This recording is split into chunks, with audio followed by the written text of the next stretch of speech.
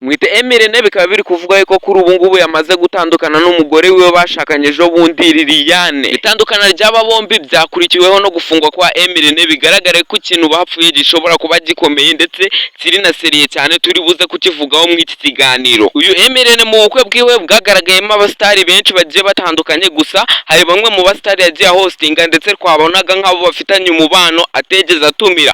Ngaba nibo baje kugira ishyari maze baramugambanira, biri kuvuga yuko ari akagambane kakoze, gusa ukuri guhari bo bemeza yuko atari akagambane. Iri nibyo ashinjwa ari byo koko. Ese koko nibyo? Gusa njye nzano ngandi kuvuga ibiri kuvugwa, sinzi neza niba ari ukuri, ntago biramenyekana n'amategeko ntaragira ikintu abivugaho. Ndibuze kubasorera ukuri nyako, nibiramuka bibaye bikaba ngombwa yuko uyu Emirene koko akatirwa cyangwa se arekurwa. Kimwe mu biri gukomeza kuvugwa nuko umuntu ushobora kubyihisha inyuma ari uyu Aisha, bari basanzwe bari mu rukundo, ndetse n'uwitwa King V umuvandimwe we bakaba babifatanyijemo. Gusa ukuri ni kurasoka neza, ni kuramuka gusotse ndaza kuza kwizi kamera maze mbabwire.